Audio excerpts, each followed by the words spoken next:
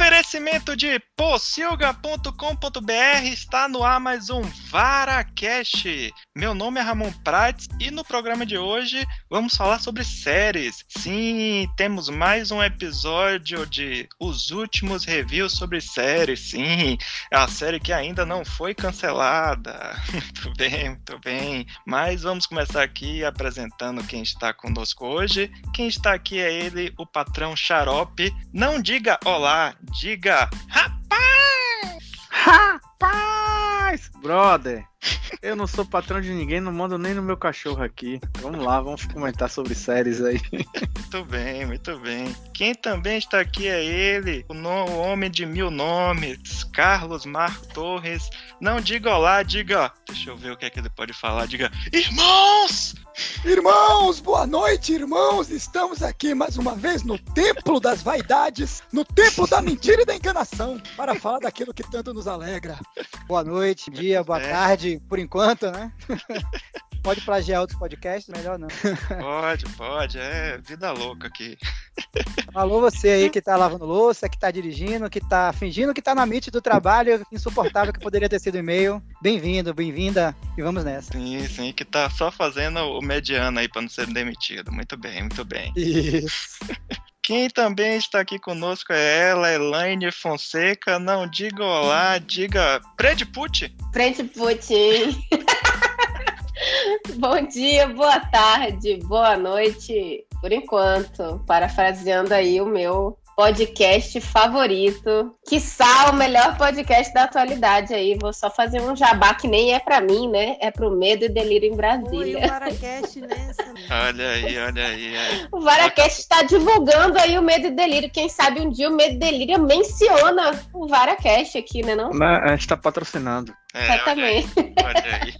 Por último, mas não menos importante, ela, nossa porcolonista, Bia Nascimento. Não diga olá, diga quem quer pão. E faça seu jabá. Quem quer pão? Cara, agora não que eu vou tirar férias, mas quem quiser pão pode me dar um alô lá no Instagram que a gente. Eu quero um brioche, hein? Quando você voltar, eu quero meu brioche. Quando eu voltar de férias. E boa noite, pessoal. Cala a boca, já morreu. Olha aí. Aê, é isso aí. Muito bem.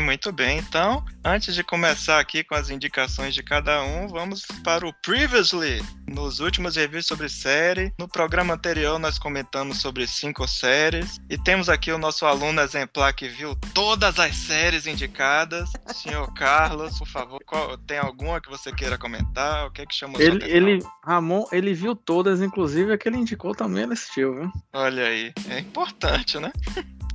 Pois é. Passa rápido. Foram excelentes indicações e de fato, nas minhas noites que eu dormi tarde mais uma vez, em várias delas, e no horário de almoço do home office, conseguimos avançar. Quando não tava tendo partida de futebol, né? Exatamente. Ted Lasso supriu esse lado da Premier League. Então foi divertido, assim, uma série realmente muito cativante, que parece que vai ser uma série bobo alegre, pura e simplesmente, mas toca em assuntos bem bacanas, tem personagens com curvas, né, de crescimento muito, muito bacanas. Fuck! Inclusive, preferido da galera. Fuck! Adoro. Muito bom. Pô, foi bom voltar às séries de terror com o Arquivo 81, que bebe de várias referências diferentes e conseguiu fazer uma costura bem bacana mesmo. Eu de fato achei que tem coisas de Bebê de Rosemary, Poltergeist, ele vai misturando aquela coisa de cultos loucos enfim, inclusive com 2 linhas do tempo diferentes e com essas conexões, muito bacana. Qual foi a outra também que vocês indicaram? A Euforia. Estação 11, eu tinha até esquecido, sim. Cara, que você tinha indicado, Xarope, confesso. Mas comecei a ver e me pegou. Uma série muito boa, principalmente, assim, tem um elenco formidável, muito bom. É uma série que lembra que a arte tá aí para falar de vida, né? De tempo, de morte, de abandono, de amor. Como a arte é presente e importante para a gente viver essa vida, né? A finitude dela em todos os aspectos. Então, muito bonita mesmo. E Euforia também. Hype do momento. Hype do momento. Eu vi só a primeira temporada até agora, mas já vi. Zendaya é realmente um espetáculo, mas o elenco também é muito bom, muito equilibrado. Sim. Aquela turminha jovem fazendo... Aprontando altas confusões. Mas, cara, o primeiro episódio, eu passo tenso muito tempo nos episódios, que eu sempre acho que uma coisa ruim vai acontecer no minuto seguinte. Então, se prepare. Vai ser sempre assim. Eu sei. Eu fico muito tenso. Cada episódio, assim. E aí, felizmente, tem alguns episódios que você descansa. Então, tem alguns episódios que eles deixam você curtir um pouco mais as personagens. Muito bacana. E assisti Succession também, que foi indicado por fora, hein? Comecei a ver. Não queime pauta não vamos falar ainda, mas comecei a ver. É porque eu não terminei nem a primeira temporada ainda, mas, pô, muito boa a série, de fato. Euforia no primeiro episódio tem até uma homenagem involuntária, não, né? Acho que é meio que de propósito a origem, que tem lá o episódio que a Rue tá lá doidona e ela vai andando e o corredor da casa começa a girar. Realmente, assim, a primeira temporada eu também assisti, ainda não terminei, falta um episódio pra acabar a segunda temporada. A primeira temporada é muito bonita, assim, esteticamente, assim, foda. Os personagens são cativantes. Acho que o único personagem que é um pouco assim que passa do ponto é o Nate, que é o jogador de futebol americano. Acho que depois... Vilão, né? Acho que, né? Não tem muitas. Tem algumas, mas...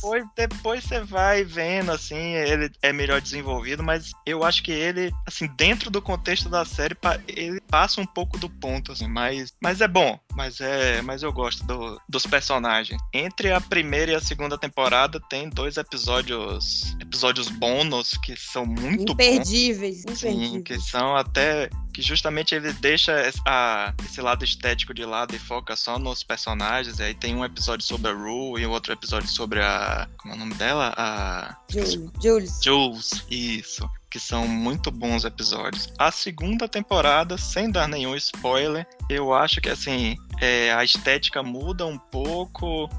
Tem alguns personagens que começam a ficar meio chatos, outros personagens meio que ficaram de lado, uns personagens que não precisava desse cara não, mas enfim, mas por enquanto ainda mantém, assim, um padrão de qualidade, assim. Tem uns personagens que surpreendem. O pai de Nate mesmo, tem um episódio sobre ele na segunda temporada que é sensacional, tem um flashback dele. Bom demais.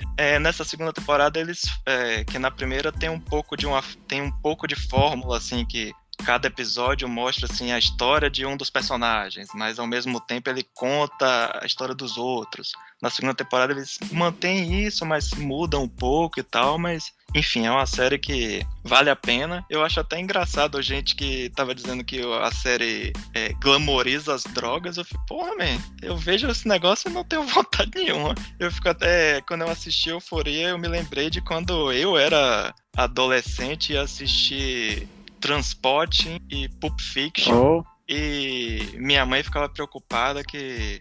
você fica assistindo esses negócios? Eu falei, não, mãe, é justamente pelo contrário. Esses filmes tinham que passar na escola porque você assiste Transporte, se você assistir esse filme e você ficar com vontade de consumir droga, você é maluco, velho.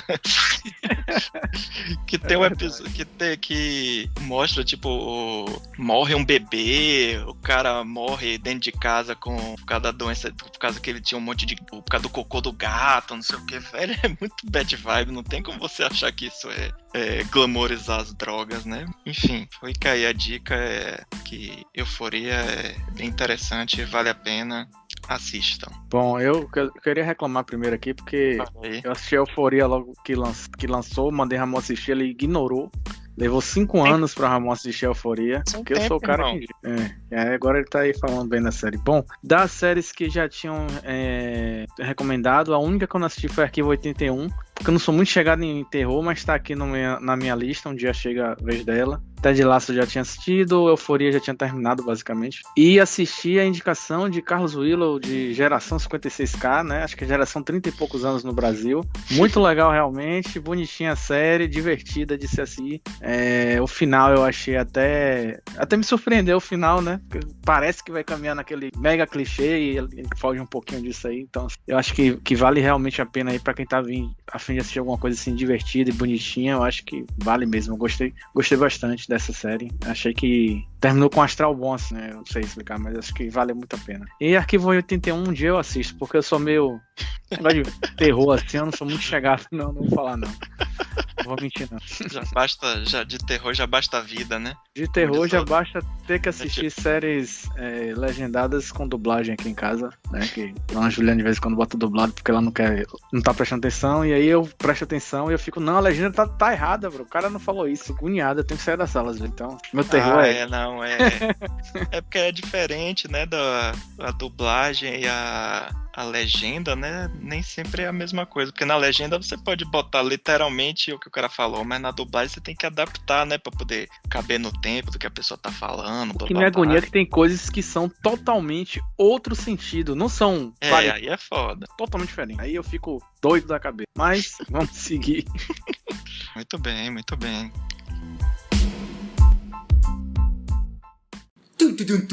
VaraCast!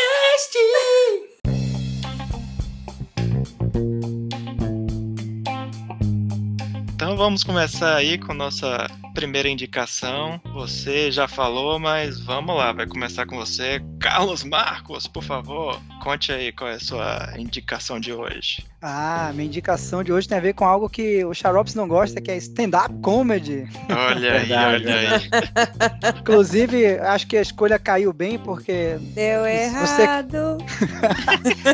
Não sei se vocês estão sabendo, mas a gente está gravando no dia seguinte a um momento histórico que vai ficar pro Oscar para sempre, que é o tapa de Will Smith em Chris Rock, esse stand-upper, né? Conhecido pelas suas piadinhas bem ofensivas. Eu confesso que eu não acompanho. Todo mundo odeia o Chris de verdade agora. Mas o que eu trago, de fato, é muito melhor do que o que aconteceu ontem no Oscar, que realmente deixou todo mundo muito tenso. E eu venho falar da maravilhosa senhora Maisel. Olha aí. The Marvelous Mrs. Maisel, aí vocês desculpem a pronúncia, porque realmente esse Marvelous, eu até hoje... É impossível. Não consigo, cara, não consigo, é um negócio difícil. E é uma série, eu acho uma série brilhante, é de Amy Sherman Palladino e, se não me engano, o marido, e ela é a criadora de Gilmore Girls, que eu nunca assisti, confesso, mas que traz o público de lá porque ela tem como característica o diálogo rápido, e o diálogo é muito cortante mesmo. Qual é a história, claro, da série? A gente acompanha Midge Maisel, a senhora Maisel, que ela é uma dona de casa. Ela, na Nova York dos anos 50, ela é judia. E aí, você já começa com a cena do casamento dela, ela meio que fazendo stand-up do casamento dela, mas ela não é comediante. Ela só é super divertida e ela já causa um alvoroço no casamento dela. Mas depois a gente vai pra vida de casada dela, já com filhos e tal, e até que ela se dá conta que o marido dela tá traindo ela com a secretária, e isso dá uma movimentada pesada, drástica na vida dela. Ela que era aquela esposa dedicada que finge que tá dormindo junto com o marido, mas levanta pra colocar todos os cremes no rosto e depois acorda mais cedo pra tirar tudo antes que ele a veja, coloca a cinta, faz tudo aquilo pra ser a mulher impecável. Ele quer ser stand-upper, ele quer ser comediante, o marido dela, e ela faz de tudo pra colocá-lo num barzinho lá, no pub, enfim, num lugar onde as pessoas podem, tipo, shows de talentos, se apresentarem, e ele não tem talento nenhum. E aí, quando ela tem esse rompimento com ele, ela descobre esse talento dela, porque ela é super perspicaz, ela é super inteligente. E aí a série vai mostrar justamente essa trajetória de uma mulher cuja vida estava toda certa pro resto da vida dela. Ela ia ser aquela dona de casa que faz tudo o que todo mundo espera dela, e ela passa a fazer o que ninguém espera que ela faça, inclusive seguir uma carreira nos chiqueirinhos de Nova York dos anos 50, fazendo comédia. E é um texto maravilhoso. Olha, é muito gostoso o que ela traz. Obviamente tem comentários sociais. E obviamente, as questões de gênero, as questões identitárias são trazidas na série. Cada temporada tem um peso maior para certas questões. A primeira temporada é uma trajetória maior dela. E na segunda em diante, os personagens vão sendo melhor desenvolvidos. A atriz já ganhou vários prêmios pela série. Rachel Brosnahan. Ela, eu não a vi, confesso que eu não vi todos os episódios de House of Cards, então eu não a conhecia lá do House of Cards. E ela não durou muito tempo lá, não. Durou muito tempo. ela domina a personagem. Diz que ela, inclusive, nunca tinha feito comédia antes, mas ela domina a personagem. A mulher que se torna empresária dela, a Alex Borstein, é uma atriz também fenomenal. Eu acho, inclusive, que essa última temporada, lançada agora em 2022, que é a 4ª temporada, ela rouba bastante a cena. Ela é muito boa. Sim. A gente tem a Mary Wrinkle, que ficou conhecida como a ex-mulher de Alan em 2.5 Men, mas aqui ela tem a oportunidade também de ter uma personagem muito, muito, muito interessante. É uma mulher conservadora também dentro da religião, mas tem um desenvolvimento muito bacana. Tem Tony Shalhoub, que eu sou fã desde Monk. Eu assisti Monk inteiro, eu sou fã do Tony Shalhoub. Ele tá impossível, é sensacional. Cada temporada ele vai crescendo, tem mais espaço. E por fim, para não estender muito a conversa, a série obviamente tem vários, como eu já falei, comentários sociais. Ela aborda outras questões da vida das pessoas, das mulheres, na condição das mulheres naquela sociedade, mas também dos homossexuais, dos negros. Traz alguns aspectos da vida real daquele momento. Então, na 4ª temporada você vai ver algumas referências à política. O personagem que tem na 2ª temporada e 3ª também, a partir agora me faltou a dúvida, que é um cantor. É na 3ª. A 3ª, é a partir da 3ª. O Shai Baldwin, ele é uma espécie de representação de outros cantores negros da época e os sofrimentos que eles passaram, por várias questões que aqui eu não vou antecipar para não dar spoiler para ninguém. Mas assim, se você quer uma série divertida, inteligente e que casa esse diálogo super rápido, super inteligente, com observações fantásticas, dentro de uma direção que não para assim, tem cenas que as pessoas vão conversando e vão mudando de cômodo, mudando de rua, entrando num lugar, saindo no outro. Você faz uma imersão mesmo na vida daqueles personagens e eu recomendo demais. Muito bem, muito bem. Nessas últimas, a partir da 2ª temporada e nessa última, você percebe muito mais a questão do quanto a estética da série, assim, os movimentos de câmera, os cenários, coisas do tipo, como eles estão se preocupando mais com isso e realmente faz muita diferença. É uma série muito boa. Eu lembro que foi uma das primeiras que apareceu quando o Prime Video chegou aqui no Brasil e realmente me surpreendeu. Eu nunca consegui gostar de Gilmore Girls, já tentei assistir umas 2 vezes, mas dizem que tem esse mesmo estilo, assim, de referências pop, de diálogos rápidos, coisas do tipo. A Alex Borstein, ela é de Gilmore Girls também. E, assim, acho que só pra não dizer que a série é perfeita, eu acho que às vezes tem umas coisas que é meio white people's problem, mas mesmo assim é genial, assim, que às vezes a personagem passa por uns perrengues, mas aí você lembra que ela é branca, tem dinheiro, a família tem dinheiro e tal, então você, podia ser pior, mas enfim, mas ainda assim é muito boa e excelente dica. Muito bem. Elaine, alguém mais quer comentar a respeito? Não, só queria falar que realmente essa série, que ninguém nunca consegue falar o nome, Marvelous, Miss Maisel, eu também acho ela sensacional e a 4ª temporada agora eu lamentei muito porque eu sempre esqueço, assim, eu assisto tanta série que eu esqueço que tem série que ela acaba em 8 episódios, né? E essa foi decepcionante porque eu acabei o 8º episódio e acho que mesmo... Aí você falou, né? Acabou? Foi, aí acho que no mesmo dia Charles disse que ia comentar ela aqui no VaraCast. Eu falei, mas acabou? Aí que eu fui entender que tinha acabado a 4ª temporada. Então ela é uma série que, pelo menos pra mim, sempre deixa um gostinho de quero mais. E vou pagar pau aqui pra atuação da Mid, né? Que é a Miss Maisel. Desculpa, eu esqueci, eu não sei o nome dela, da atriz. Rachel Brosnahan. Pronto, eu vou pagar pau pra atuação dela. Eu conhecia ela, de fato, lá do House of Cards, né? Que ela fez um papel extremamente dramático. Uma série de subtextos, digamos assim, naquela série, né? E eu não... Essa virada de chave, assim, que eu só conhecia ela com aquele personagem lá de House of Cards e, de repente, eu vejo ela em Miss Maisel. Eu falei, gente, é a mesma mulher. Então, ela é sensacional. Eu também recomendo pra todo mundo que... E assim, mas vou dizer assim, eu acho que a série não é pra todo mundo, porque eu percebo que eu assisto com meu marido e eu percebo que ele fica um pouco perdido, assim, porque os diálogos são tão rápidos. Se você não saca muito, às vezes, do próprio inglês, assim, e tal, e você tem que ficar acompanhando as legendas, talvez seja muito cansativo, assim, pra quem... E às vezes perde alguma piada ou outra, assim, sabe? Aí eu tenho que parar, explicar e tudo. Eu adoro, particularmente, eu adoro fazer isso. Mas, assim, eu penso que não é uma série pra todo mundo, principalmente porque esses diálogos rápidos, eles... Até a minha, assim, essa última temporada, quarta temporada, eu senti que... Eu confesso que eu saí da série um pouco exausta, assim, de caraca, bugou meu cérebro.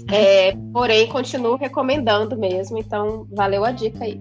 Só mais uma dica, Ramon. Pera aí. Vai falar? Não, era só complementar que nessa quarta temporada que Carlos comentou que ele é fã do ator lá que faz o pai da protagonista, que nessa quarta temporada ele faz o melhor momento da série, que é quando ele tá fugindo de umas mulheres e ele é judeu e ele entra numa igreja católica, aí ele vê uma fila de pessoas, aí ele entra na fila, não sabe o que é, aí quando vê a fila pra pegar a hóstia, aí ele pega a hóstia, aí depois ele não sabe o que fazer com a hóstia, se ele cospe, aí depois vai jogar. Aí, professor, por que você não joga fora? Ele, eu vou jogar na descarga o corpo de Cristo? Não, eu vou lá na igreja pra devolver pro padre. Aí, hóstia. Muito bom, muito bom. Eu não vou dar mais spoiler, não. Pode falar, já. Só uma dica rápida, quem gosta da atriz Rachel Brosnahan, tem um filme também na Prime Video com ela, I'm Your Woman. É um filme daqueles 3 estrelas de 5, mas vale a pena. Muito legal, ela tá muito bem no filme. Quem quiser tá na Prime Video também. Vale a pena. Mas acho que esse aí não é muito comédia, é mais drama, né? Falei sobre a atriz, quem curte a atriz... Não, eu só estou comentando que pra quem não for assistindo achando que vai assistir um negócio engraçadinho e... Ramon, nada mais na vida é engraçado. Se você tá rindo, você tá errado. Tem que estar aqui pra chorar. Olha aí. E tudo é político, inclusive. Yeah. O filme é legal. I'm Your Woman. Vamos seguir.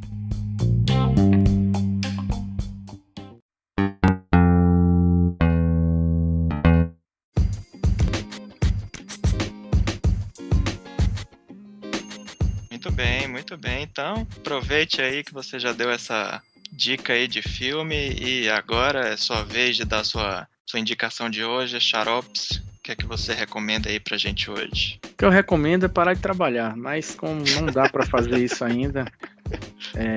E se dedicar a assistir séries, né? Com certeza, né? É a mesma coisa que o protagonista dessa série faz, que é uma série da Maçã TV+, lá da Apple TV. E inclusive um péssimo serviço aqui, mais uma vez eu preciso salientar, um péssimo serviço. Muitos problemas para assistir se você não tiver Apple TV ou o PS4 de Ramon, que é o lugar onde funciona. A série se chama Ruptura, Severance, tá na Apple TV+, a série ainda tá rolando, vão ser 9 episódios, acabei de assistir o 7º hoje, mas eu tô aqui pra recomendar mais rápido, né, apesar que a Ramon só vai assistir daqui a 3 anos, mas recomendar antes que a série chega no LinkedIn. Quem fala de trabalho, em qualquer momento ela chega no LinkedIn, quando chega no LinkedIn acabou a série, estragou aí tudo. Aí pronto, aí você vai ter que ter algum aprendizado de resiliência. Então, é melhor meritocracia. Exatamente, é melhor vocês assistirem logo, porque a série, assim, quando eu vi a série eu achei que fosse daquelas comédias sombrias, mas não, é só sombria mesmo. É tipo um cara que trabalha numa empresa, assim, meio... É futuro, mas é como se fosse uma coisa assim, meio futurista, assim. Trabalha numa empresa que tem um esquema chamado chamado Ruptura, que é basicamente a pessoa se divide entre a sua mente. Quando ela sai do trabalho, ela esquece tudo que tá no trabalho, então ela vive a vida dela normal, né? O que parece maravilhoso para todo mundo aqui, poderia esquecer do trabalho e tal. Só que tem um problema, porque ele cria uma personalidade que eles chamam de internos e externos. Então, quem tá fora do trabalho, que é a mesma pessoa, mas a mente da pessoa, ela não lembra nada do trabalho, então ela só vive fora do trabalho. Quem tá dentro do trabalho, ela entra no elevador pra ir embora, né? Esquece tudo, mas quando ele entra no elevador é como se ele nunca saísse do trabalho. Então, é como se a pessoa ficasse presa pra sempre no trabalho. Nossa, Deus me livre. Misericórdia. Pesadelo, enterrou. E a empresa tinha um The Office Dark, assim, umas coisas que rolam lá dentro. Tem várias coisas que são engraçadas, mas num modo assim, porra, velho, que bizarro. Isso é tão bizarro que você dá risada do absurdo que é. A gente acaba fazendo algumas relações com nossa vida profissional, com nossa vida pessoal também. A série, o protagonista é Adam Scott, que fez Parks and Recreation e vários outros filmes. 6 episódios são dirigidos por Ben Stiller. Olha aí. A série é criada por outro cara aí que eu nem conhecia, é um tal de Dan Erickson. Esse cara aí que criou a série, mas tem 6 episódios dele são dirigidos por Ben Stiller. Então é uma série bem legal, tem John Turturro também, que é massa. Olha aí. Christopher Walken? Isso. Christopher Walken e John Turturro, pra mim, são fantásticos, assim, tem várias situações fantásticas, assim. Então, assim, é uma série que vale a pena, né, pra falar sobre relações trabalhistas, pessoais. Parece uma ideia muito boa, né, você separar sua mente do trabalho de casa, mas é bizarro. Então, assim, fica aí a dica, né? Assistam antes que chegue no LinkedIn, pelo amor de Deus. Já vai ter reviews no LinkedIn dos RHs fazendo análise. Vamos falar de demissão humanizada, essas coisas assim. Esses absurdos, né, que criados. Aquele texto, gente, desculpa porque eu tô sumido aqui do LinkedIn, ninguém notou, mas eu queria voltar aqui com a análise dessa série, porque tem tudo a ver com o ambiente. Por isso que o ambiente do trabalho tem que ser divertido, né? Isso aí já faz link pra outra série que provavelmente eu vou indicar no próximo VaraCast. Gente, é essa série aqui, porque eu tô... É essa mesmo. Isso. Porque eu fui procurar ela por Ruptura e não apareceu Severance. É essa mesmo. É porque o Ruptura é o nome em português. É Severance. Ah, ok. Tá bom. Muito bem. Boa dica. Muito boa dica. A Apple tá com as outras séries relacionadas a coisa de tecnologia. Tem a outra que também estreou agora, né? We Crashed, né? Quase eu ia falar sobre essa, mas... spoiler, né? Essa também vale a pena assistir, né? Já quem quiser assistir. O We Crashed que é sobre o Uber, não? É o WeWork, aquela... que vai ter, acho que o Uber série de coworking. Isso aqui vai ter uma série também sobre o Uber, tá bombando aí. Unicórnios e coisas de startup e merda girando no ventilador e todo mundo achando o máximo. Também vale a pena. Mas como só assisti 3 episódios, a série está no 4º agora. É melhor guardar vamos guardar mais na manga aí. Muito bem, isso. muito bem.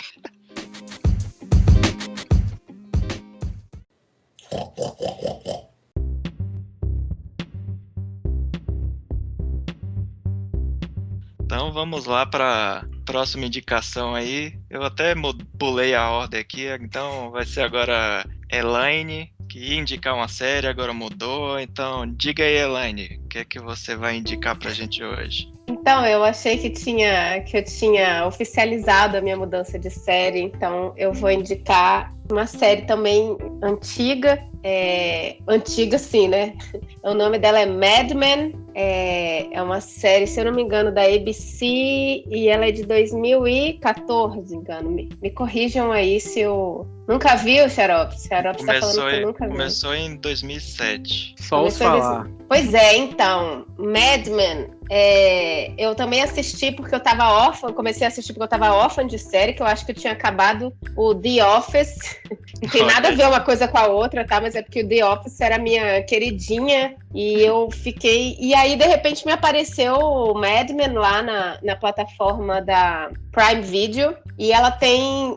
Olha só, isso mesmo. 92 episódios, 7 temporadas e eu descobri que ela tem um grande número de premiações e na época ela ganhou notoriedade e assim, hoje em 2022, vejam, uma série que começou aí em 2007, teve 7 temporadas. Acabou em 2015. E hoje ela ainda é super atual. É uma série que ela ela se passa no final dos anos 50 ali, começo dos anos 60. Ela é muito contemporânea, inclusive, da Miss Maisel. Então, calhou de eu estar assistindo a 4ª temporada de Miss Maisel e estar assistindo a primeira temporada de Mad Men.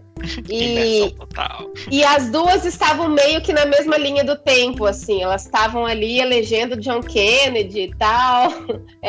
E eu achei isso sensacional. Falei, olha, as duas temporadas se passam na mesma época e eu tô assistindo como se eu estivesse dentro das duas. Foi muito engraçado isso. Ela é uma série criada pelo Matthew Weiner, não sei se é assim que fala, Weiner, e mostra o dia a dia de uma agência de publicidade em Nova York. O que eu achei mais engraçado é porque eu tentei assistir essa série várias vezes nos últimos anos. E eu já devo ter assistido o primeiro episódio da primeira temporada umas 2 vezes, pelo menos, assim. E aí eu falava, né? E é engraçado como que tem vezes que as coisas batem e uma hora bate em você, né? Bate e você fala, eita, bateu, vou continuar isso aqui. Chris Rock que eu diga. Exatamente. E ela é protagonizada por um ator que eu nunca mais vi, inclusive. Perdão. Chama John Hamm. Viu? E ele eu vi? Aonde? Ritmo de... Como é o nome do filme lá dos Baby caras? Driver. Driver. Ah, pois eu não vi. Assistiu sim, achei rapaz. que eu tinha assistido. Assisti. Que é com Kevin Spacey, do carinha que é motorista de fuga de roubos. Ele fez também Black Mirror. Tá. Ele Assistiu faz até também. aqui em casa. Black Mirror. Verdade. Black Mirror também? Eu acho que ele fez. Acho que ele deve ter feito um episódio. Não, mas ele tá enfim. por aí, amigo. Enfim, tá por aí, né? Tá na... É porque eu achei, ele faz esse personagem chamado Don Draper, e aí eu acho ele tão marcante, assim, nesse personagem, que eu confesso que nunca mais eu vi ele fazendo nenhum personagem tão marcante assim. Pode ser que esteja enganada, né?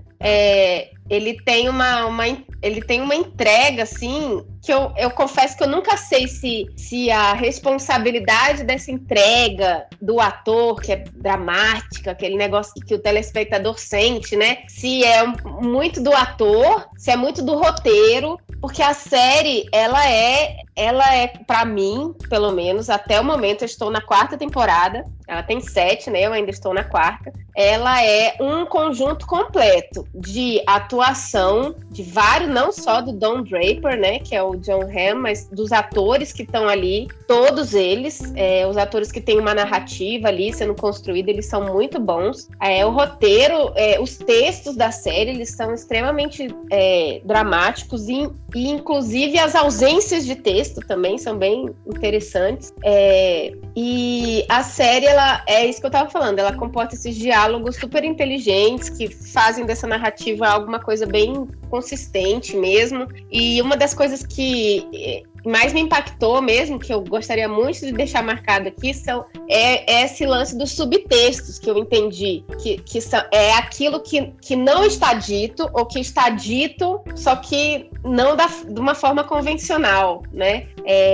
Então, isso me marcou, inclusive nas ausências dos diálogos. Tem um episódio, que aí eu não vou me lembrar de qual temporada, mas que é simplesmente o Don Draper, ele está fazendo a barba no banheiro dele e a filha dele fala alguma coisa para ele que o olhar dele, ele tá se olhando no espelho ali e o olhar dele muda completamente, como se ele tivesse tido ali ele traz do nada assim pra feição dele uma carga dramática. Ele pede pra filhinha dele sair do banheiro, ele senta no banheiro e acaba o episódio ali, a câmera se afastando, ele em silêncio e a gente assim entendendo mais ou menos aquele subtexto, aquela ausência de texto. Quem assistir esse episódio ou assistiu vai relembrar o que tinha acontecido nesse episódio para ele ter esse, digamos assim, não foi bem uma epifania, mas talvez uma crise de consciência, enfim. Não posso falar desse seriado sem falar da fotografia, do design de produção, do figurino, que traz a essência ali dos anos 60, assim, num grau que Miss Maisel, pelo que eu entendi agora, que na 4ª temporada tá trazendo, né, mais isso, assim, dessa forma tão elaborada, né, e eu tô passando por um processo de reformar o apartamento onde eu vou morar agora, aqui em Brasília, e eu falei, eu quero meu apartamento todo Mad Men, vamos buscar as coisas Mad Men, decoração Mad Men, que é tudo muito, muito bonito mesmo, né, toda essa estética dos anos 60, né, não sei se, gostaria muito de saber se é assim ou se de fato o cinema, né, e tal, glamouriza um pouco isso. E aí a gente só finalizando, a gente não pode deixar de falar que obviamente ele vai trabalhar essa questão do racismo, do machismo estrutural, né, principalmente trazendo aí com a Peggy Olsen, que é aquela atriz... Moss. Exatamente, Elizabeth Moss, maravilhosa, para quem não sabe, ela é a protagonista aí do Conto da Aia. No Mad Men, ela é uma coadjuvante que, obviamente, rouba a cena em vários momentos em que ela aparece, foi ficando cada vez mais forte aí no seriado, chegando ao ponto de dividir mesmo o protagonismo, na minha opinião, né? O protagonismo com o Don Draper, que é o John Hamm, e puxar uma sardinha aqui para um episódio que é o da 4ª temporada, que se chama o 7º episódio da 4ª temporada, que chama The Suitcase, que ele de fato é um episódio que inclusive somente o Don Draper e a Peggy Olsen, né, o John Hamm atuando sozinho praticamente o episódio inteiro com a Elizabeth Moss, e é sensacional. Eu não posso falar muita coisa para não dar spoiler, mas aí fica marcado aí esse episódio, chama The Suitcase, vale muito a pena assistir. Eu já tinha lido umas críticas falando que esse episódio era um episódio que ele era marcante e tudo, e anteontem eu cheguei nele e eu falei, vamos ver o que tem de mais nesse episódio e tal. Ele realmente é muito marcante, recomendo. E é isso, a série traz muita... A série, para quem é mulher, eu vou dar assim uma dica de que assistam, mas com moderação, assistam em dias bons, que vocês sabem, porque pra mim a série dá gatilhos o tempo inteiro. Eu ia te perguntar isso, você como mulher e publicitária. Exatamente.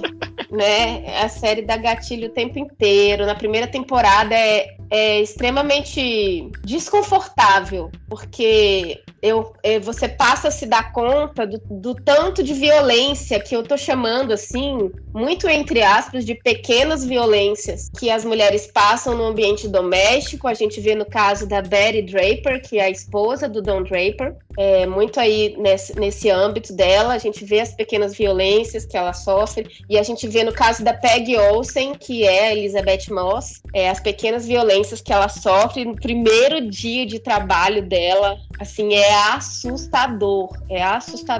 E depois, no dia a dia dessas mulheres da série, tentando se colocar no lugar delas, no lugar de fala delas, e muitas delas repetindo as falas machistas, os comportamentos machistas, né? Então, assim, são personagens extremamente complexos, cada um tem a sua luz e a sua sombra, você vai se apaixonar e vai odiar o mesmo personagem em vários momentos. E para as mulheres, de fato, fica aí essa dica, assistam, mas assistam nos dias que vocês acharem que estão bem e tudo, porque de fato nem todo dia a gente está bem para assistir tanta violência contra as mulheres, violência psicológica, principalmente, né? Principalmente violências psicológicas e subtextos que trazem esse cair da ficha da mulher de caramba, isso foi uma violência, né? Caramba, eu passo por isso, eu já passei por isso.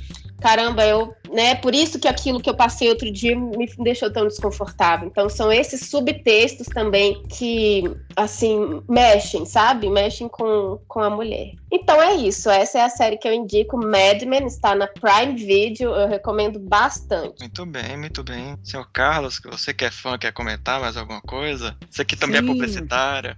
Pois é. Não, e o bom é assim... Eu tô aqui com o livro, né? Até mostrei durante a fala. Eu mostrei aqui, vocês não estão vendo, mas a gente tá aqui uma live, o livro do Jerry Della Femina, mas o livro, ele é mais uma descrição do mercado publicitário, do cara quando entrou lá. A série, que é extremamente aclamada por sua direção, pelos atores, pelo design de produção, pela reconstrução de época, a propaganda é um veículo para mostrar as mudanças da sociedade e como as coisas vão se apresentando. A publicidade, ela é uma descrição muito real do que está acontecendo na sociedade, dos valores da sociedade. É um negócio assim, e eu não estou dizendo que isso é bom, estou dizendo que é o que acontece. A publicidade, ela se vale daquilo que está rolando no momento em cada sociedade. E aí, até o próprio John Draper, John Draper? Don Draper, desculpa, perdão. Don Draper, nossa. Eu misturei com o John Hamm, que é o nome do ator, mas o Don Draper, ele é meio que um veículo também. Claro que ele, como personagem, ele muda e tal, mas o que tá rolando mesmo, pra mim, pelo menos, o que impacta mesmo, é principalmente em relação às mulheres, ali em toda aquela sequência. Elizabeth Moss tá maravilhosa, e aí você vai vendo o impacto da sociedade na vida delas, da esposa dele também, que é a Betty Draper, a January Jones, e também me impacta muito as coisas que acontecem com a atriz, com a Joan, que é a Christina Hendricks, a personagem da Jo também, que é uma mulher forte, uma mulher mas ainda assim, em vários momentos, ela tem que engolir seco e submeter essas violências, algumas pequenas, outras maiores. Então, assim, é de fato uma série que ela é muito forte em alguns momentos, realmente você tem que estar bem para alguns para si. Mas eu acho que ela é genial por isso, porque o personagem principal, que é o Don Draper, ele é esse veículo para mostrar, talvez, toda essa opressão social. E como isso volta, inclusive, para ele em alguns aspectos, mas é claro que a opressão não é maior sobre ele de jeito nenhum. E só para dizer que aqui na contracapa do livro, o produtor do executivo do Mad Men fala assim, né? O nome do autor é Jerry, né? E aí o produtor executivo Matthew Weiner, ele fala assim: quando havia algum debate para saber se um fato era real ou não, Jerry, que é o autor do livro, dizia: vocês não sabem da missa metade. Tudo era muito pior do que aquilo que vocês estão vendo no seriado. Só pra vocês terem noção.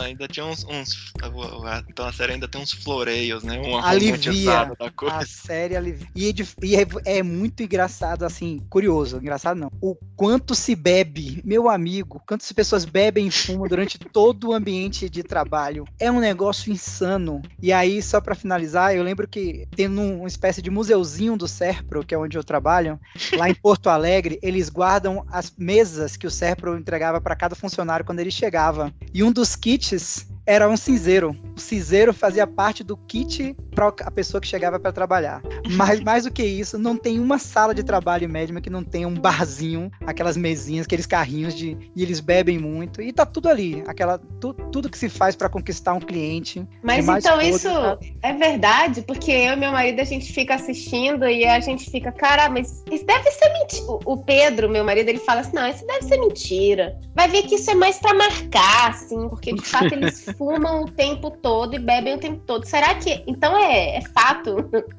Assim, difícil dizer exatamente a medida, eu acho, né? Até porque eu não tenho esse conhecimento histórico falando dos Estados Unidos propriamente. Mas assim, no mercado publicitário daquela época, eu imagino que bebida e cigarro e outras drogas fossem bastante frequentes.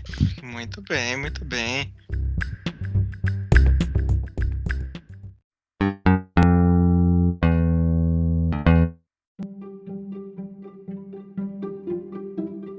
Então, vamos seguir. Próxima dica vem dela, Bia Nascimento. O que é que você manda pra gente hoje? Eu tava ouvindo a Elaine falar aí de pequenas violências e tal. Você mencionou a atriz de Conto da Aia, uma série que eu realmente estou relutando para ver a última temporada que saiu, exatamente por este motivo aí. Aí, mas o contrassenso é essas pequenas violências que nos dão gatilho, né? Aí, eu vou indicar hoje uma série que também é violenta, porém, uma violência num nível que para a minha realidade fica mais ficcional, então não fica tão sofrido assim, né?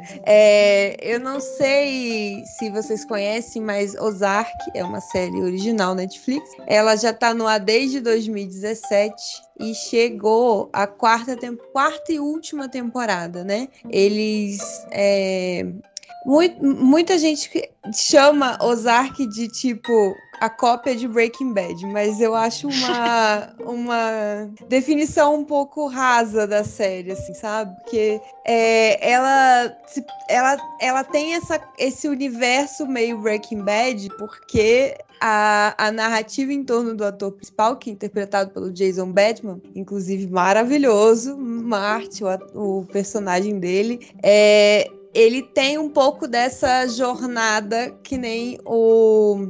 Ai, gente, isso que já tem tanto tempo. Walter White teve. Ele tem um pouco... tem algumas semelhanças, assim, na trajetória dele do Sr. White, né?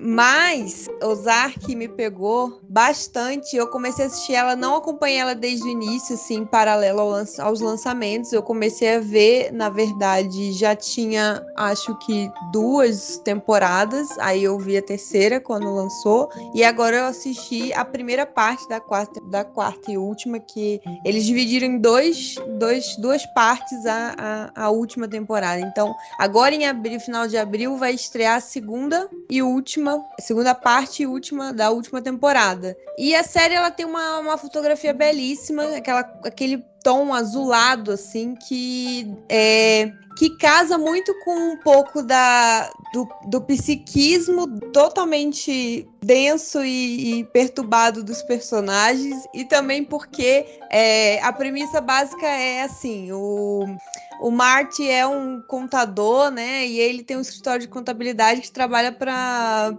máfia, né? Lavando dinheiro. E aí, no primeiro episódio, já mostra que deu muito errado. Deu errado.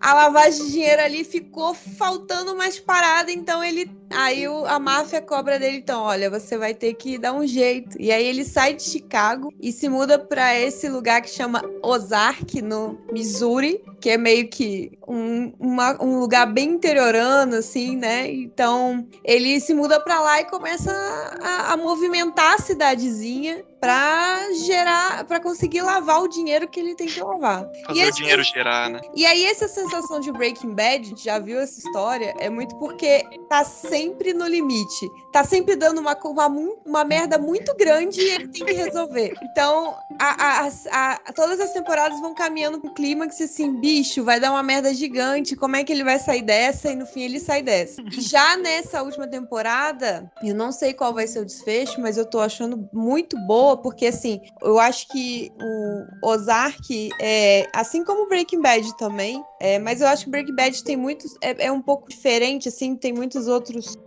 focos e discussões e temáticas e tal. Eu acho que Ozark, ela foca muito no protagonismo do Jason Bateman, mas uma coisa que me chamou a atenção, que nas 2 últimas temporadas, ele tá mais coadjuvante, assim, nas histórias. E eles conseguiram, né, os criadores da série, nessas últimas temporadas, dividir o protagonismo dessa loucura intensa de crime, violência e tudo mais, de uma família pacata de classe média que vira do nada mafiosos violentos e sanguinários. Então, eles conseguiram desenvolver os personagens secundários muito melhor, assim. Então, da terceira temporada pra cá, a gente vê um crescimento exponencial da personagem da mulher dele, que é interpretada pela Laura Linney, muito boa atriz também. Mas a minha favorita de todas, você vê crescer o filho dele também, que é um personagem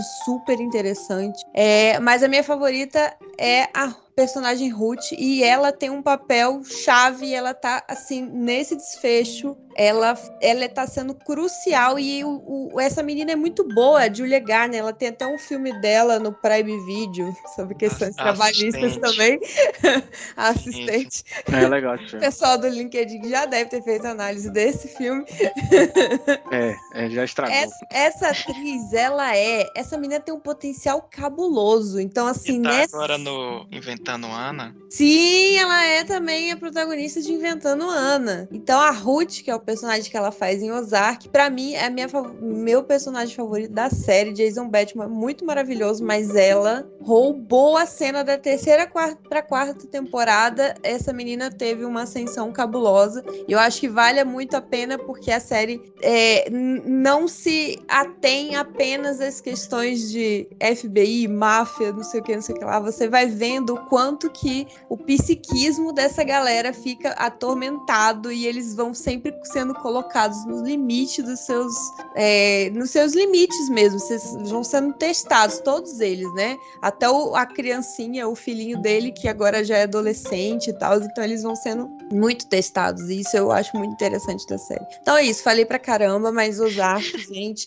série velha também, não é uma série nova, mas que tá chegando na última temporada. Mas pelo que eu não assisti Ozark, mas pelo que você falou, acho que o personagem do Jason Bateman, ele tá mais pra o Saul do que o Walter White. Ele é uma mistura, verdade, você falou bem agora, eu não tinha parado pra pensar, mas ele é uma mistura, é um cara meio que solucionador de problemas o tempo inteiro, e também se mete em muitas confusões, né? Porque em Breaking Bad não tem um personagem que é um contador, né? O contador é a esposa, né, do Walter White, verdade, que faz um pouco disso. E o Jason Bateman... inclusive, ela literalmente é contadora, né? A esposa do Walter White. Então, assim, eu falo que tem uma trajetória que, né, desses personagens de crescimento e ascensão, e ao contrário, eu acho que o Jason Bateman faz uma trajetória ao contrário, assim, o personagem dele, não o ator. O ator em si, ele cresce muito com o personagem, mas o personagem dele você vai vendo, e ele é tão bom nisso, o ator, que você vai vendo que a expressão dele muda, e ele vai se tornando uma pessoa cada dia mais fria, assim como o ator de Breaking Bad, o Walter White, fazia, assim, perfeitamente. Você via como o amadurecimento do personagem, o amadurecimento dele diante daquele contexto totalmente adverso, tornava ele uma pessoa fria, que ele já não tinha mais sentimentos. Você percebia que, tipo, ele já não reage às ações, ele não consegue nem ter reações e parece que ficou uma pessoa completamente sem coração. Então, você percebe isso nesse caso de Ozark também, sabe? Muito bem, boa. Então, alguém quer comentar aí sobre Ozark? Se não... Qual a plataforma, Bia, que tá Ozark? Netflix. Original Netflix. Então, fica aí mais uma dica.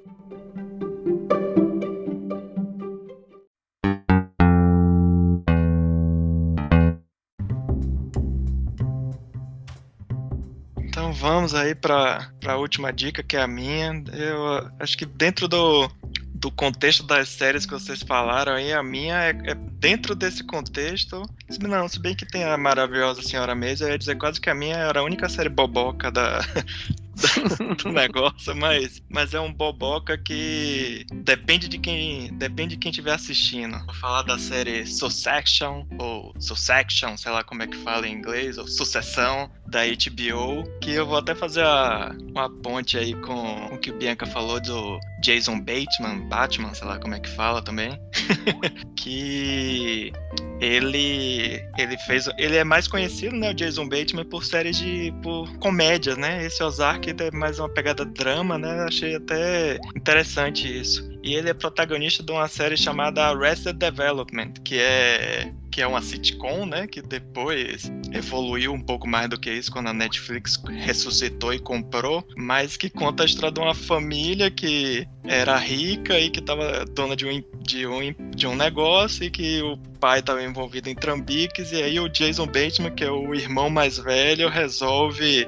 tentar salvar a família, só que é uma versão comédia. E o Succession é meio que isso, né? A história também de uma família, né, de 4 irmãos que estão aí em disputa pelo quem vai tomar o controle da empresa do pai, só que o pai também não quer largar o osso. E a empresa, a Wayne Star, é uma grande corporação da mídia que é dona de jornal, de estúdio de cinema, de cruzeiro, parque temático. E aí a série, na primeira temporada, ela foca especialmente no filho, entre aspas, mais velho, que é o Kendall Roy, que é interpretado pelo do Jeremy Strong, que ele está prestes a... Nosso Luciano Huck.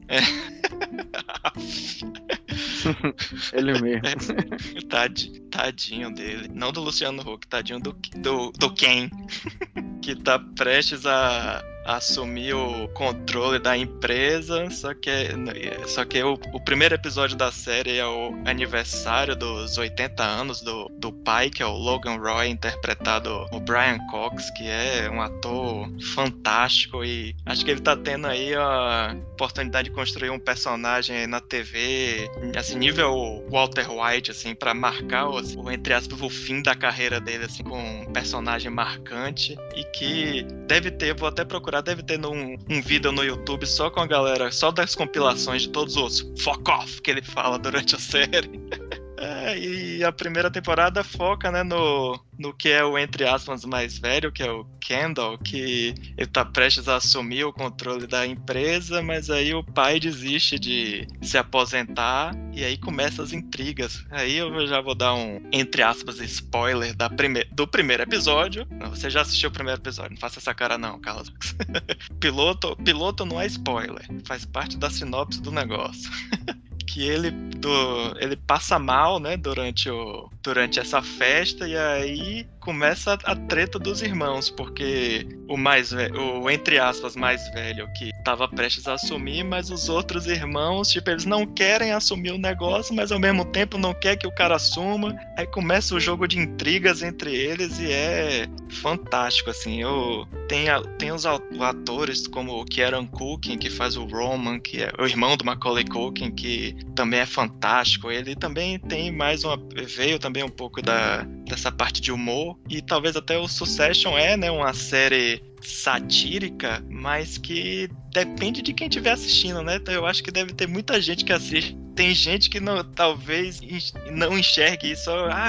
Que otário, se fosse eu tivesse isso aí, eu tava lá curtindo minha vida e acabou, sabe? Mas eles estão rindo da desgraça, né? Eles estão sofrendo pelo menos no iate. Sim.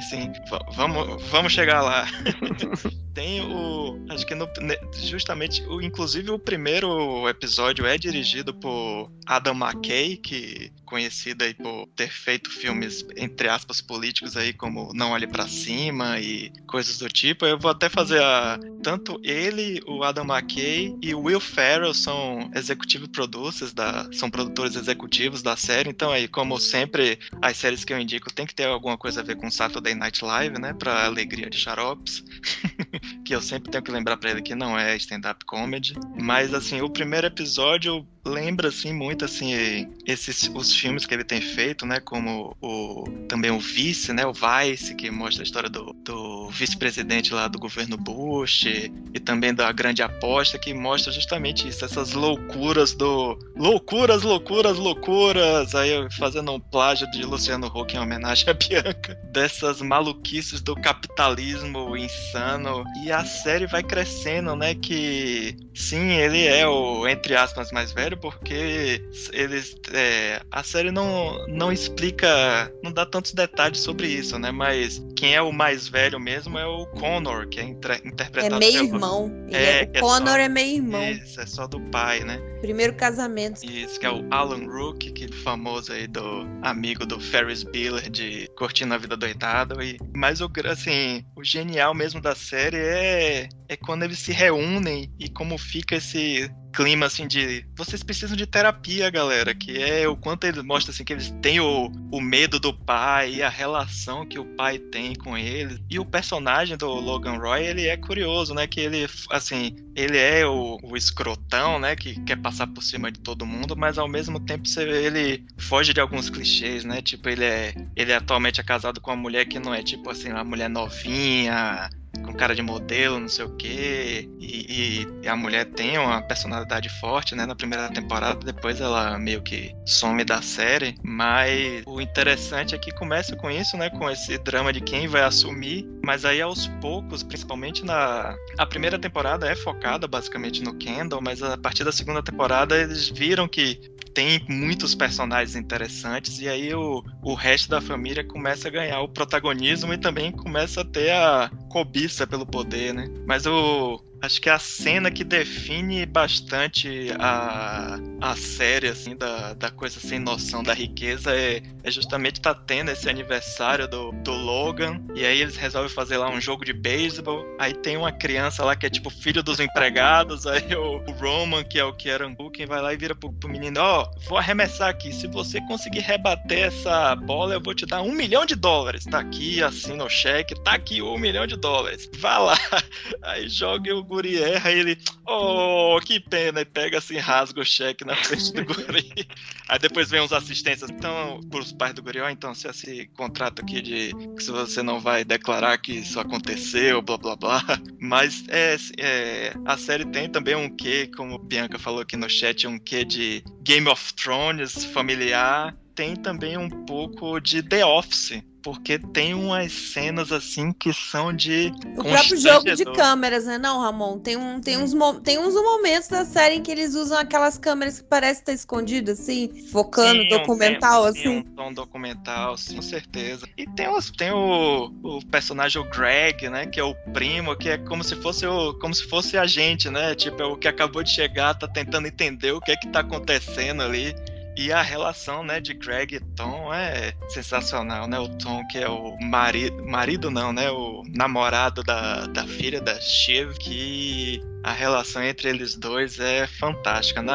Acho que na terceira temporada tem um momento entre eles que é genial, mas eu não... Química de milhões. Sim, sim. Mas tem assim... você falou Bianca, da cena do iate, tem também essa cena do iate na segunda temporada, que é praticamente um Big Brother, a galera senta pra lavar roupa suja, e então, quem é que vai assumir a treta aqui? Aí começa aquele, não, eu acho que devia ser fulano, porque fulano durante o jogo tem menos a perder e tal.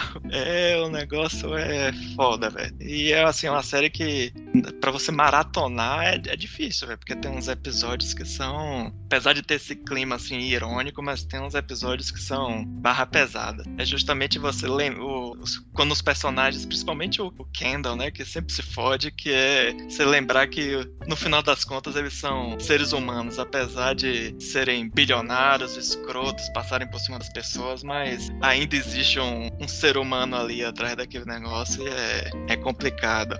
Mas não pode esquecer de falar do irmão do Macaulay Culkin no personagem Romulus. Sim, ele é... Ele, pra mim, é o melhor da série até agora, depois do Kendall. Sim, o personagem dele vai crescendo durante a série, assim, que no início ele é meio porra louca, não tá nem aí, mas depois ele começa a ficar ambicioso, mas a relação de Greg e Tom, acho que também realmente é o maior destaque.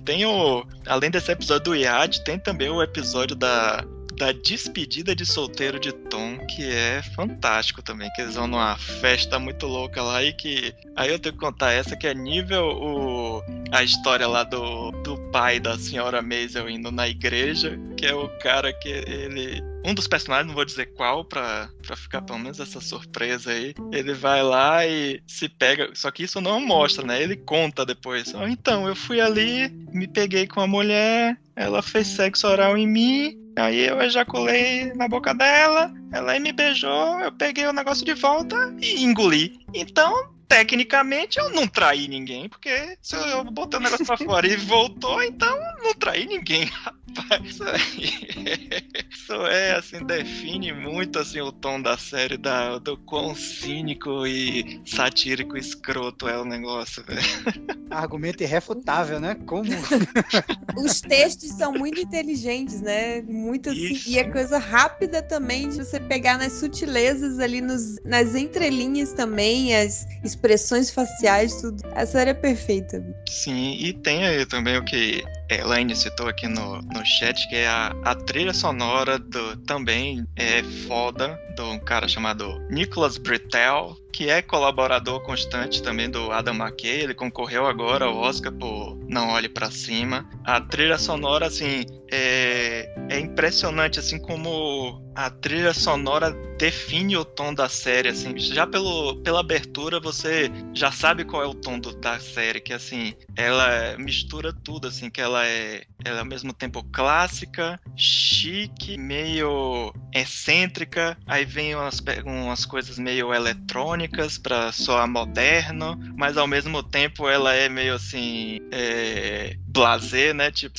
da ironia, do tom satírico do negócio, e que a gente, é o tipo de abertura que eu nunca cansava, assim, eu sempre parava pra assistir, pra poder aproveitar o tema, e o tema é usado durante os episódios. Quando começa a tocar, assim, algumas variações do tema, vai dar ruim. Começa a tocar o tema, você já sabe que vai dar treta no negócio. Mas nada supera Kendall Roy cantando hip hop.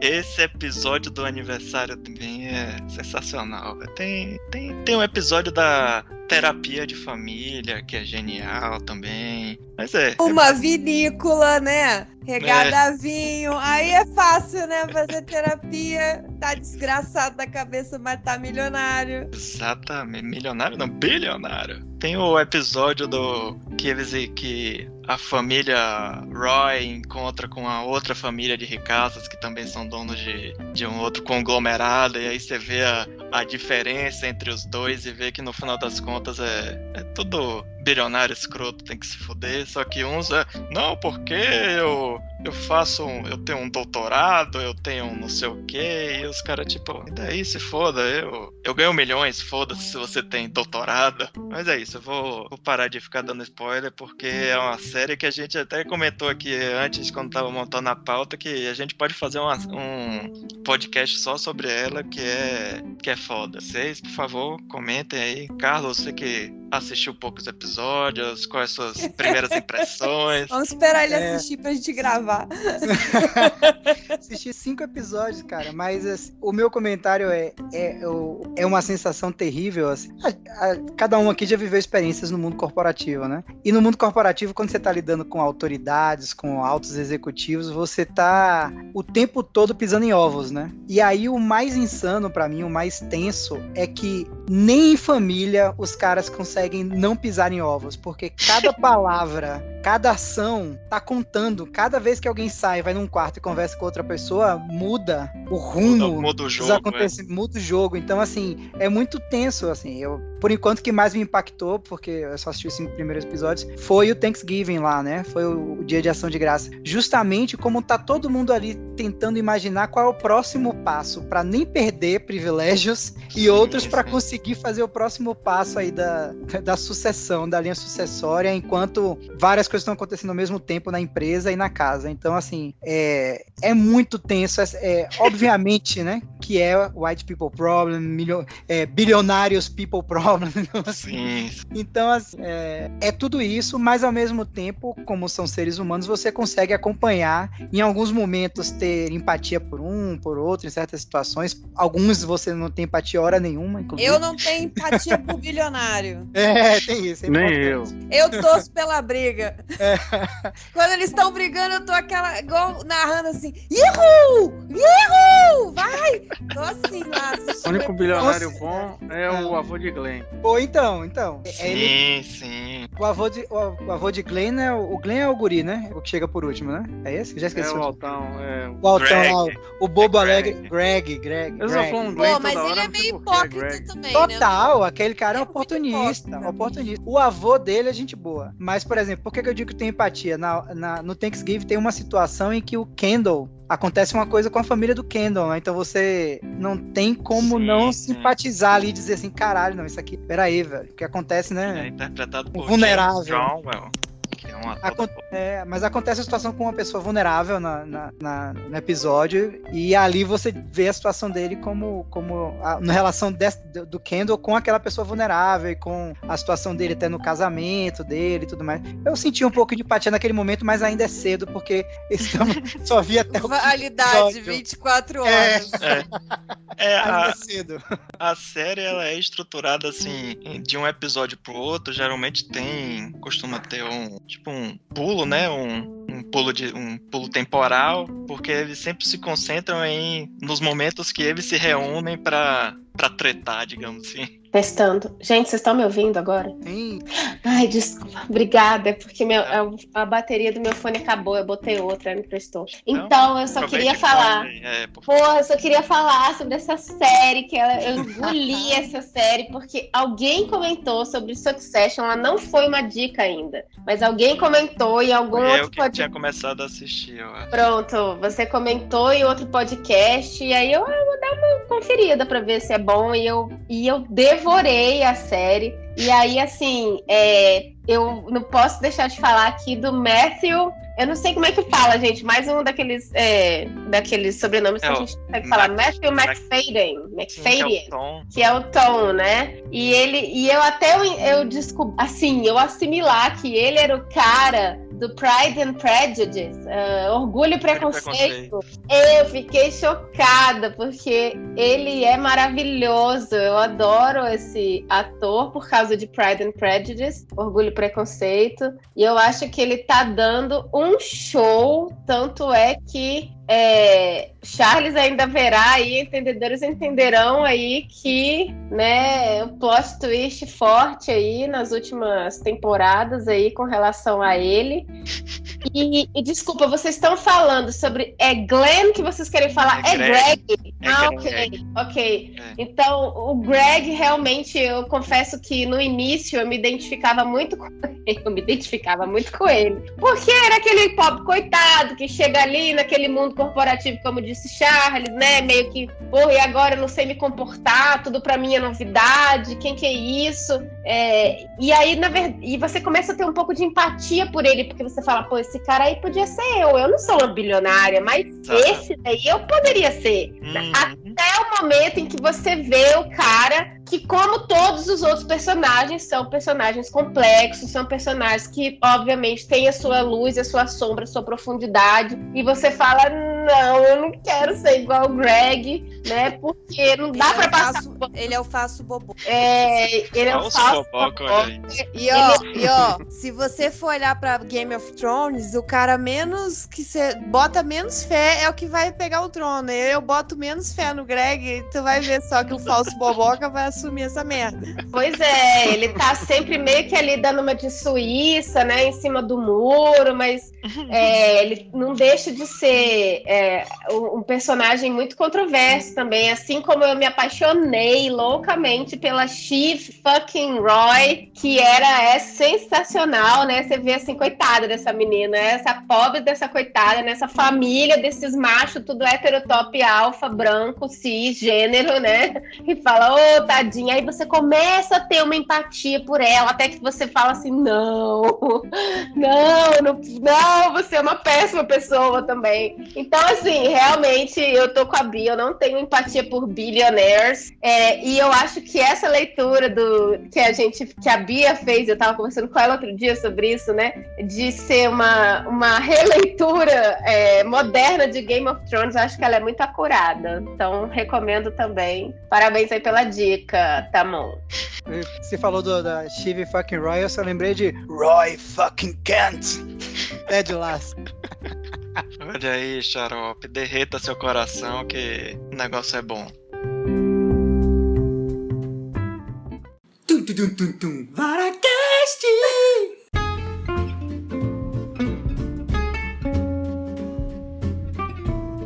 Mas vamos lá, vamos caminhar aqui para o nosso encerramento. Finale. Vocês querem falar mal de alguma série, por favor? Já vi aqui. Fala aí, seu Carlos. Se você tá com as na manga aí. Cara, pois é, eu que sou fã de How I Met Your Mother, Mother. Era muito fã. Claro que, como todo fã, me decepcionei principalmente com a última temporada e o final, mas não vem ao caso. O que vem ao caso é esse spin-off que veio muito tardiamente, inclusive, que é o How I Met Your Father, com a Hilary Duff, e é uma série realmente que poderia ser tipo uma série de 3 bobocas, como a gente brinca aqui pra você assistir. Cara, é uma série que é boboca, mas é zero boboca, porque eu assisti acho que uns 4 episódios, eu não consegui esboçar nenhum sorriso de canto de boca até o momento, sabe assim, eu achei tudo ruim na série, porque tem umas séries de comédias assim, que os diálogos são ruins, ruins, mas aí os atores são legais, os personagens são interessantes, aí você vai assistindo. Aí tem série que, tipo assim, são muitas situações idiotas, mas é tão insano e tão nonsense que essa série não tem nada disso. Ela só tem as partes ruins de tudo isso. Deu muito errado essa série. Deu muito errado. Assim, os personagens são chatos. A única coisa que eles tentaram fazer de melhor, que tem efetivamente, é uma diversidade maior dos personagens. Você tem uma diversidade maior que não só aqueles os americanos brancos, que é quase a maioria de How I Met Your Mother. Em How I Met Your Father você tem essa variação. E diferentemente de How I Met Your Mother, eles já dizem no primeiro episódio que o pai é uma daquelas pessoas que estão presentes lá numa cena. É uma daquelas, então não vai ser nada muito diferente, aparentemente, daqui. Parece que a série foi renovada pra temporada, mas os 4 primeiros episódios que eu vi são muito ruins. Eles estão eu acho que é na...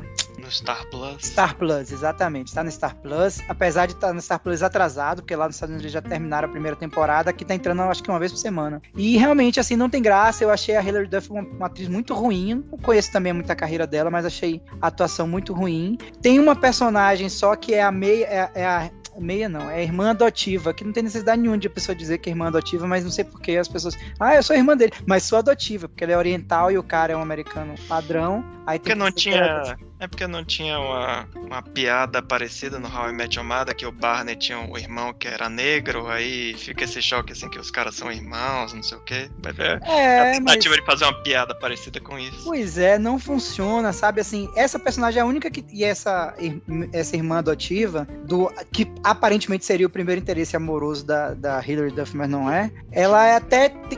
Ela vai tentar ter alguma graça, mas ela varia demais entre ser porra louca demais, muito nonsense, e ser inteligentinha, sabe? De tiradinhas. Então, assim, a série não tem equilíbrio, os personagens não têm equilíbrio, eles são chatos. Eles tentam emular essa coisa da paquera no bar. A única coisa que eles atualizam é que as paqueras agora envolvem aplicativos, mas de resto, assim, não tem nenhuma inspiração. Eu acho que eles, inclusive, entopem daquelas risadinhas e daquelas claques fakes, assim, de série de comédia, pra ver se você ri junto das piadas, mas nada funciona, cara. Nenhuma piada funciona. Os personagens não funcionam. É bastante constrangedora, eu achei a série. Muito bem, mas você ainda aguentou 4 episódios. Parabéns. 4 episódios? Eu sabe tá que eu tenho... O cara é o funcionário padrão do podcast, velho. Eu tenho um defeito. Séries ruins pra poder vir dizer aqui. Eu tenho alguns defeitos, vários defeitos, mas um deles é ver até onde vai a merda. Então, muitas vezes, eu tenho a curiosidade de quão ruim vai ficar a coisa. Então, isso me impulsiona às vezes, aí além dos limites. Então você vai se divertir com o Succession, que você vai ficar sempre pensando até onde vai essa loucura. Veremos a insanidade ladeira abaixo. Muito bem. Você, Bianca, conte aí que você botou aí na pauta a sua bombinha aí. Me deu gatilho aquele falando de How I Met Your Mother. Eu lembrei do último episódio que a gente gravou, eu falando de Just Like That. Vocês sabem que essa merda foi renovada pra 2ª temporada, fiquei sabendo essa semana. Sim. Qual? Que trauma. Sério? A continuação de Sex and the City. And Just Like That. Christ. Pois é. Enfim, mas hoje... Bianca, desculpa interromper, porque tem uma relação com o How I Met Your Father, porque a Kim Cattrall, né? Que não está... Ela tá nesse negócio, né? Ela em How I Met Your Father, ela é a mãe no futuro que tá contando a história. Que merda, olha e é bem ruim. A conexão do multiverso das séries ruins. Olha exatamente. Isso. Olha aí. E a outra coisa, quando você falou da diversidade, só pura diversidade, só por isso, né, que eles fizeram a série. Uhum. Bom, eu vou hoje dar a dica de ouro, se não perder o tempo, nem o seu tempo de hora de almoço, nem aquele tempo à toa da sua vida assistindo Casamento às Cegas Japão. Casamento às Cegas é uma franquia de reality de grande casamentos, sucesso. De grande sucesso da Netflix. E Márcio também gosta, eu sei. Casamento às Cegas tem aquela... O mote da série é que eles colocam casais, né, que pra se conhecerem em cabines, eles não se veem durante um bom tempo até que que dá match real, assim, né, e eles já pedem casamento e eles só vão se conhecer, tipo, numa lua de mel antes de o casamento propriamente dito. Então esse é o mote. Casamento às Cegas americano já tá na 2ª temporada. O brasileiro é sensacional. o brasileiro, inclusive, conseguiu fazer com que o plot twist fosse muito, muito foda, porque envolveu toda uma história de bastidores, inclusive. Então, Casamento às Cegas Brasil, eu recomendo. Agora, eu fui assistir Casamento às Cegas Japão, completamente desavisada, mas não percam tempo, gente, porque assim, esse tipo de reality, a gente espera o quê? A gente espera treta, a gente espera bastante constrangimento, né? Pessoas passando vergonha, a galera, tipo, né? Não tem um chaveco, tem que ser aquele chaveco constrangedor, aquelas paradas assim, aquelas pessoas sem noção, que falam fora de hora, umas coisas assim, né? Pra funcionar, pra ter uma química ali, pra gente querer assistir e ter uma tretinha, gerar um drama, sabe? Uma briga, um casal que talvez não dê certo, e você fica preso ali na história pra saber se vai dar. Mas Casamentos às Cegas Japão é totalmente picolé de chuchu, não tem a menor graça, os caras são assim, você não consegue notar nenhuma, as emoções não variam, eles falam no mesmo tom, a coisa assim é completamente chata, e eu não consigo, 2, 3 episódios, eu tava assim, meu Deus, que tédio deve ser namorar um japonês, assim. E a gente tem a dificuldade de... É muito cultural, sabe? Saber quem é quem também, a gente tem dificuldade de reconhecer. Não, acho que não é essa questão, Ramon, aí já é... Não, eu tô querendo saber se isso era um problema também. Não, então beleza. A questão mesmo é eles terem essa questão cultural deles serem pessoas muito pacatas, e eles também têm um machismo muito forte, assim. Tanto as mulheres... pra caralho, tanto das mulheres quanto dos homens, assim, uma coisa muito impregnada ali, que parece que o Japão tá parado há, sei lá, 50 anos atrás, assim. As mulheres falando de casamento e os caras fazendo, tipo, como se estivessem fazendo entrevista de emprego pra empregada doméstica num encontro, entendeu? Então, é bastante... E sem falar que eu acho que o que não me pega de verdade é que eles não têm essa coisa de se expressar muito bem. Você não vê, eles são não tem a malícia, mornos, né? Não tem a malícia, não tem aquele gingado, não tem aquela coisa, né, de abraçar. Você vê até que nos encontros é a coisa mais bizarra. O Xarope está falando aqui que é uma distopia, mas quando eu vi o primeiro encontro, eu falei, nossa, realmente é tipo uma distopia. Como é que um casal que se conheceu sem se ver, primeira vez que eles se encontram pessoalmente, fisicamente, cara, no Casamento às Cegas, no americano, no brasileiro, a galera, porra, chega abraçando, beija, dá aquele beijão, língua, bunda, não sei o quê. Os caras do Japão, eles... Aperta a mão, assim. Primeiro eles fazem arigato.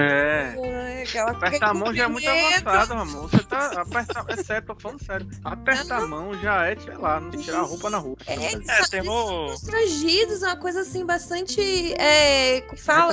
Retraída. Tem um casal de amigos meus e de Carlos Marcos que eles foram pro Japão e eles estavam contando que, tipo, um dia que eles avisaram, né, disse que, assim, tipo, casal não anda de mão dada, não sei o que, aí um dia eles estavam num bar, alguma coisa, num restaurante, aí, tipo, se beijaram, aí ficou todo mundo no restaurante, tipo, olha os gringos ali se beijando, são crianças de 7 anos brincando de namorar, são crianças de 7 anos. Bicho. Aí, assim, o problema não é os japoneses em si, mas que não funciona pra esse tipo de reality. Não funciona. Eles podem funcionar pra outras, pra protagonizarem outros tipos de produção, né? Mas para gerar entretenimento de reality desse tipo, zero. Igual o Xarope estava comentando outro dia, tem um outro reality que é tipo um Brincando com Fogo, só japonês também, eu acho. Tipo, galera na praia, jovem, balada e não sei o quê. Eu vi só a premissa desse, eu também não cheguei a assistir. Depois do Casamento às Cegas Japão, eu desisti mesmo, assim. Falei, não dá. Você tá perdendo, a galera vai apertar a mão do outro já no primeiro episódio. É vida louca total. Vida louca total. Euforia no Japão. Louca total. Então, assim, não funciona, sabe? Eu recomendo toda essa franquia, exceto o Japão. Essa é a edição Japão. Muito bem. Então, já passamos de 1 hora aí, então vamos encerrar, vamos guardar aí pauta aí pro próximo podcast. Já vamos ver se nos próximos vai ter séries mais bobocas, menos bobocas e é isso. Então, valeu, galera. Até o próximo. Tchau. Tchau. Falou, tchau, galera. Beijo. Corta o beijo. Tem que ter aperto de mão primeiro. Aperto de mão primeiro.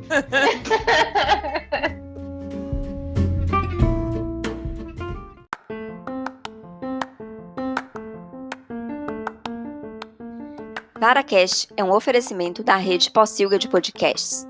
O nosso site é o pocilga.com.br.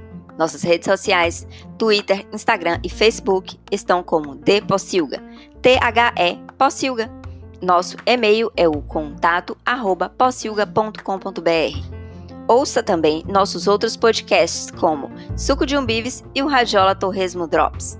Por último, e não menos importante, não se assustem e tenham calma. Vara está para porcos, assim como a alcatéia está para lobos.